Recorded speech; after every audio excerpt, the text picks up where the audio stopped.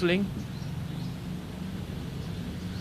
as well as during premarital courtship. I'm glad to note that the ministry, together with stakeholders, have developed guidelines for managing the disease, guidelines that will be rolled out very soon.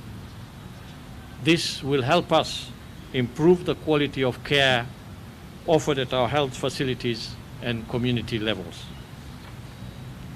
I want to thank all stakeholders and partners who have supported the ministry to commemorate this day, particularly the Sickle Cell Federation of Kenya and Novartis. We are also grateful to the Public Health Club medical students at the University of Nairobi who have mobilized their colleagues to donate blood for the management of sickle disease, which is one of the ways of managing sickle disease. Also involves transfusion of blood when required. Fellow Kenyans, let me now move to the numbers for our COVID-19 over the past 24 hours. We have 117 people who have tested positive for coronavirus disease over the past 24 hours from a sample size of 3,043. The new positive cases pushes now our confirmed cases to 4,374. The total tests carried out so far are 133,541. Of these 117 positive cases being reported today, 112 are Kenyans and 5 are foreigners. The age ranges from 11 years to 75 years. 83 are males, 54 are females. In terms of distribution by county, these 117 are distributed as follows: Nairobi 51 cases, Mombasa 22, Kajiado 18, Kiambu 6, Nakuru 5, Garissa 5, Machakos 3, Kericho, Busia and Uasin Gishu 2 cases each, and Wajir 1 case. Below the counties at the sub-county level, we look at Nairobi. The 52 cases come from Kibra 8, Langata 8, Makadara 6, Dagoretti North 6, Kamkunji 4, Embakasi East 4, Embakasi North 3, Embakasi South 3, Mathare 2, Ruaraka 2, Embakasi Central 2, Embakasi West, Starehe and Kasarani 1 case each. Mombasa's 22 cases come from Mvita 8, Kisauni 5, Changamwe 4, Likoni 3, Jomvu and Nyali 1 case each. In Kajiado, the 18 cases recorded are from Loitoktok 12, Kajiado Central and Kajiado East 2 cases each, Kajiado North and Kajiado West 1 case each. In Kiambu, the 6 cases are from Thika 3, Kiambu Town, Limuru and Lari 1 case each. In Nakuru, all 5 cases reported are from Naivasha. And in Garissa, the 5 cases in Garissa are from Dadaab refugee camp. In Machakos, the 3 cases are from Athi River. In Kericho, the 2 cases are from Ainamoi, while in Busia, the 2 cases are from Teso North and Matayos. In Uasin Gishu, the 2 cases are from Kapseret and Soi, while the 1 case in Wajir is from Wajir West. I'm also pleased to inform you that we have discharged 91 patients from our various hospitals, bringing the total number of recoveries to 1,550. I want once again to thank our healthcare workers for the excellent work that they are doing out there. However, on a sad note, unfortunately, we have lost 2 patients to the disease, bringing the total fatality to 119. We send our deepest condolences to the family and friends of the departed. Finally, as you can see clearly from the numbers above, the spread of the virus is concentrated in some areas. Some areas, especially within the epicenters of these 2 large metropolitan urban and peri-urban areas of Nairobi and Mombasa. This could be attributed to change in behavior in some of these areas. For instance, we are aware that in certain parts of the city here, especially in some of the suburbs, such as Westlands, Lavington, Kileleshwa, and Hurlingham, we are seeing increasing number of young people congregating in groups and organizing gatherings such as house parties in some of these areas. We caution that this is recipe for disaster, because that is when the virus is spread, when people get together and do not take the necessary measures and cautions that we have been preaching out here. This could well be some of the reasons why we begin to see increasing numbers in some of these areas. And again, we want to appeal to these young people and any others who may be flouting the rules, the regulations that have been put in place, not observing the containment measures, that we will stand the risk of igniting the spread of this virus in these regions. These activities are being conducted with little regard to social distancing requirement. I want to remind Kenyans that avoidance of social gatherings of any form, whether it is a religious or political or an entertainment gathering, is prohibited and is one of the measures of containment for coronavirus pandemic. I therefore want to appeal to our people to take individual responsibility in observing the measures that have been advocated by the ministry, and failure to which we will only see escalation of the number of infected within the country. I thank you all. Thank you very much, Karen. It's your chance now to ask questions to members of the press. Get the chance to name the media hub event. Yes. Thank you very much. My name is Emmanuel To from KTN News. Just one question. Some weeks ago, the government had a problem tracing people who had given wrong contacts, and the contact tracing was a problem. What is the progress up to this point? Have you got those people yet? Thank you. My name is Stephen Leto from Citizen TV. I have 2 questions. There seems to be an increase in numbers every day. My question is, has the ministry tabulated in terms of the infections that come at the border and the local transmission?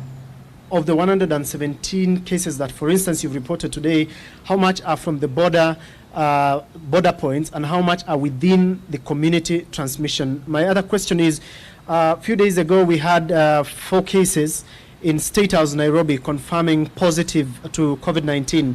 How far is the contact tracing inside State House, and what plans does the ministry have in terms of securing State House to be free of COVID? Thank you.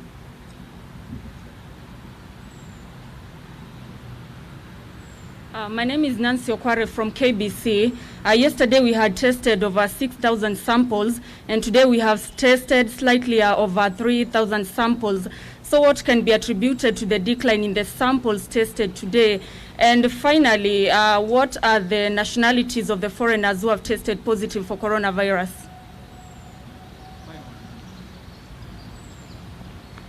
Naitwa Boni kutoka Ero TV. Jana kumekuwa na tetesi na dukuduku, kumekuwa na visa vingine vya corona Ikulu ya Rais. Sijui kama unaweza confirm? Okay. One more. My name is Anita Nkonge from NTV. We're continuing to see politicians as well as young people flouting these measures that you're putting in. What are you doing about this?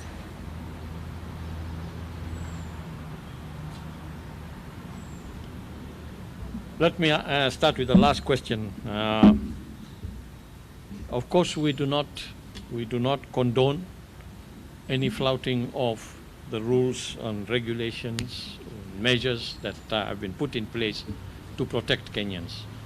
And one of those measures, of course, is to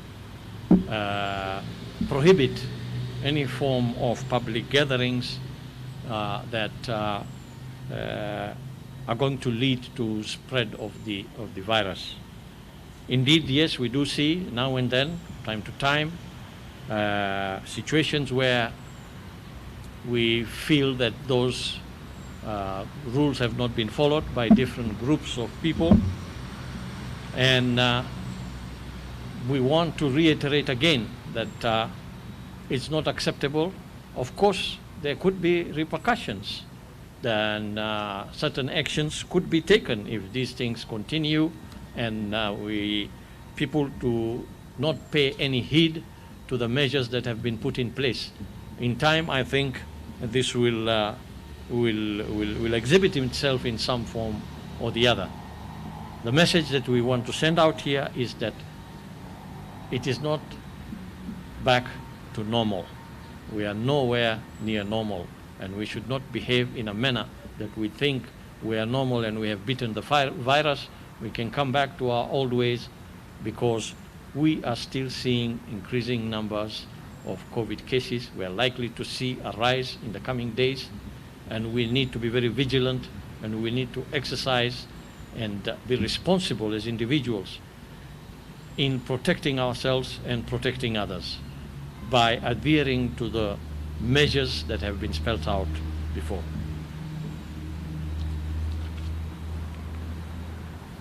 Hiyo swala ya Ikulu na kesi za Ikulu kule, mimi hapa mwenyewe sina habari hizo wala sina hizo numbers, lakini wakati huyu mwenzangu daktari akiingia, labda yanaweza kuangalia kama anaweza kujibu hiyo swala. Okay? Nancy Okwaro,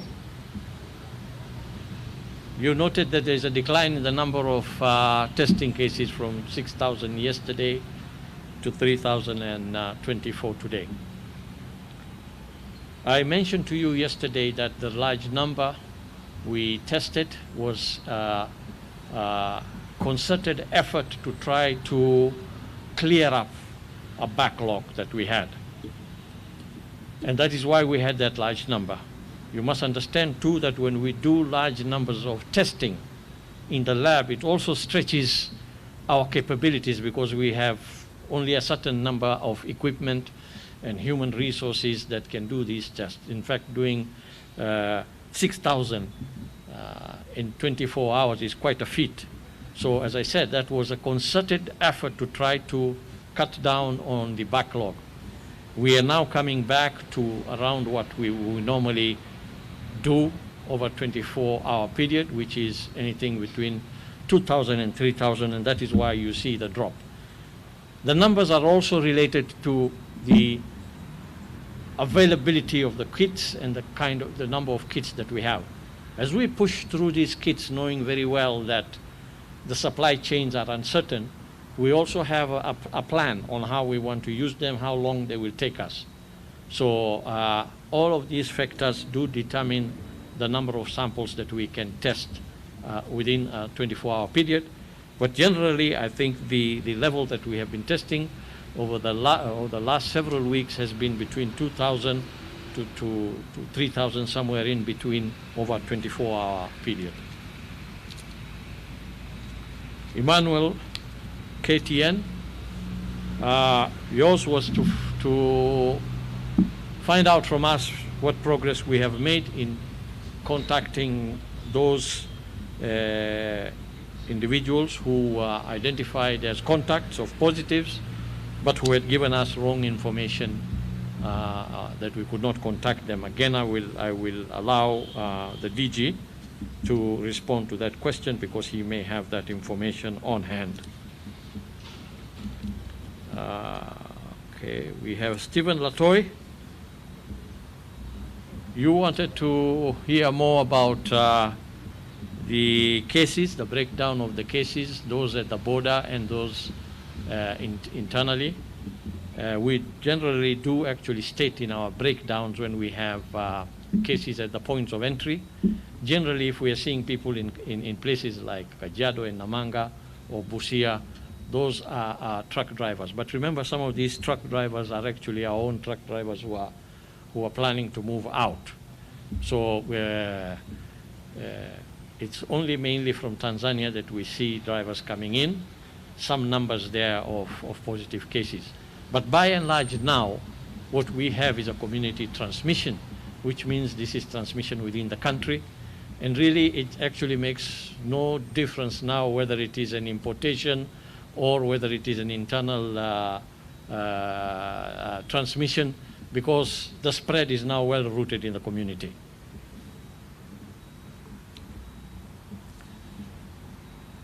I talked about your other question was about State House, and I think I have said that maybe Dr. Amoth can respond to that. I think those were the questions that were directed at me. So, Dr. Amoth, maybe I can hand over to you. Thank you. You might also want to perhaps just elaborate on the deaths that we have, 2 deaths we have recorded today, in terms of some more details. Thank you, Waziri. Indeed, today we have reported 2 deaths. Both deaths occurred at the level. So one death was a 5-year-old young man who died in the Dadaab refugee camp with no underlying comorbidity. The other death occurred in Thika, a 46-year-old female who had diabetes. And from our previous releases, you know very well that diabetes is the